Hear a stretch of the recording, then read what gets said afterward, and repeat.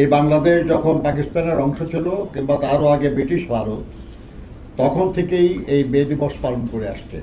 আমরা এবারের মে দিবস অনেক কারণেই বিশেষ গুরুত্ব দাবি রাখে।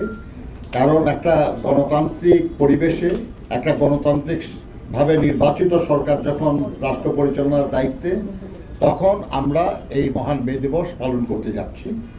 এবং সেই নির্বাচিত সরকারের যিনি প্রধান এবং যে দল নির্বাচনে বিজয়ী হয়েছে সেই দলের প্রধান আমাদের এই সমাবেশে বক্তব্য রাখবেন।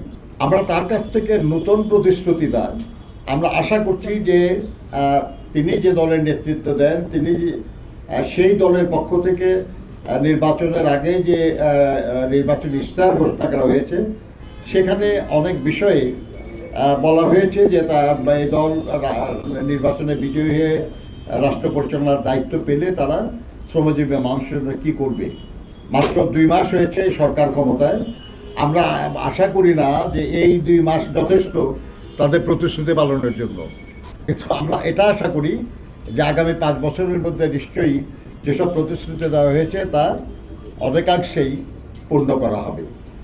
আমরা আমাদের বক্তব্যে এটা মনে করিয়ে দেওয়ার চেষ্টা করব, কিন্তু আমরা আশা করব যে এই সরকার তার সামর্থ্য পুরাটা দিয়েই চেষ্টা করবে আমাদের আকাঙ্ক্ষা পূরণের জন্য। আমরা এটাও জানি, একটু আগে আমি আমাদের বক্তব্যে বলেছি আর কি, যে দেশ নিজের দোষে না, চাপিয়ে দেওয়া একটা কারণে একটা সংকটে আছে। সেটা হলো মার্কিন যুক্তরাষ্ট্র, ইসরায়েল জোটের এবং ইরানের যে যুদ্ধ, সেটার কারণে আর কি। তো আমরা তারপরেও আশা করি যে অনেকগুলির বিষয়ে নীতিগত অবস্থান নেবে। আমরা অত্যন্ত আনন্দিত যে এই সরকার ক্ষমতায় আসার পরেই জাতীয় সংসদে এর আগে যেসব বিষয়ে আলোচনা হয়েছিল, শ্রম আইনের সংস্কার, সেটা তারা অনুমোদন করেছে। এটা আইনে পরিণত হয়েছে। এটা যথেষ্ট নয়, আরও কিছু সংশোধন, আরও কিছু পরিবর্তন প্রয়োজন বলে আমরা মনে করি। এগুলো নিয়ে আমরা যথাসময়ে সরকারের সঙ্গে কথা বলবো। এই নিয়ে বা ত্রিপক্ষীয় কমিটিতে আলোচনা হবে এবং আলোচনার প্রেক্ষিতে আইনের প্রয়োজনীয় সংশোধন হবে বলে আমরা আশা করি। অন্যদিকে শ্রমজীবী মানুষের অন্যান্য যেসব সমস্যা, সেগুলো নিয়েও প্রয়োজনে আইন করতে হবে, প্রয়োজনীয় বিধিমালা প্রণয়ন করতে হবে, প্রয়োজনীয় সরকারি নির্দেশ জারি করতে হবে, করে শ্রমিকদের সমস্যার সমাধান করতে হবে। আমাদের দেশে জাতীয় নিম্নতম মজুরি বোর্ড আছে।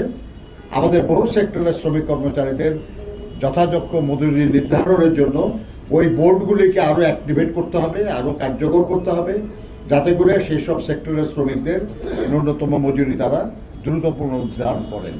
অনেক জায়গায় বহু বছর ধরে হয় না পুনর্নির্ধারণ। মিনিমাম বোর্ডের নিয়ম অনুযায়ী 2 বছর পর করার কথা, কিন্তু বহু বছর হয়েছে, হয় নাই। এমনকি সরকারি খাতে 5 বছর পর করার কথা। আপনারা শুনেছেন যে 11 বছর হয়ে গেছে, এটা হয় নাই। আমরা চেষ্টা করব সরকারকে বোঝানোর, যাতে করে অতি দ্রুত এই ব্যাপারে প্রয়োজনীয় ব্যবস্থা নেওয়া হয়। এছাড়াও আমরা এটা শ্রমিকদের একটা দাবি আছে যে যাই মজুরি পায় শ্রমিকরা, তা দিয়ে যদি ন্যায্য মূল্যে তারা তাদের দ্রব্যাদি নিত্য প্রয়োজনীয় দ্রব্য পায়, তাহলে তাদের জীবনযাত্রা অপেক্ষাকৃত সহজ হয়। দ্রব্যমূল্যের ঊর্ধ্বগতি আর কারণে শ্রমিকদের প্রকৃত মজুরি কমে যায়। এই মাসে তার বেতন দিয়ে সে যা কিনতে পারে, এর পরের মাসে জিনিসপত্রের দাম বাড়ার, বাড়ি ভাড়া বাড়া, যাতায়াতের খরচ বাড়া, চিকিৎসা ব্যয় বাড়ার কারণে তার আসলে প্রকৃত মজুরি যেটা, সেটা কমে যায়। এটা যাতে না কমে, সেই জন্য ন্যায্য মূল্যে নিত্য প্রয়োজনীয় দ্রব্য পাওয়া এটা একটা গুরুত্বপূর্ণ ব্যাপার। আমরা জানি যে সরকার চেষ্টা করছে যে দেশের সব নাগরিকের জন্য যাতে নিত্য প্রয়োজনীয় দ্রব্যের মূল্য তার মানে আয়ের মধ্যে, সীমার মধ্যে থাকে, তার জন্য চেষ্টা করছে। কৃষক তার উৎপাদিত পণ্যের মূল্য পায় না ঠিক মতো। একটা গ্রামে একটা দ্রব্য যাই উৎপাদন করে, তারা ধরেন, আমরা যেগুলো ধরেন একটা কৃষক শশা উৎপাদন করে, সে হয়তো 1 কেজি শশা বেচে 10 টাকায়, ঢাকায় ওটা আমাদেরকে কিনতে হয় 30 টাকায়, 40 টাকায়। এই মাঝখানের টাকাটা কোথায় গেল? এটা যদি ব্যবস্থা করা যায়, সরকার যদি যারা উৎপাদন করে তাদের উৎপাদন ব্যয় যথাসম্ভব কম করা, তারা যে দামে বেচে সেই দামে যাতে ভোক্তা পায়, কিংবা ভোক্তা যে দামে কিনে কৃষকরা যাতে, উৎপাদক যাতে সেরকম মূল্য পায়, এর একটা ব্যবস্থা যদি করা যায় এবং মধ্যখানে যারা মধ্য স্বত্বভোগী যারা, তাদের প্রভাব যদি কমানো যায়, তাহলে ভোক্তারও লাভ, উৎপাদকেরও লাভ, এবং এরাই হলো জনগণ।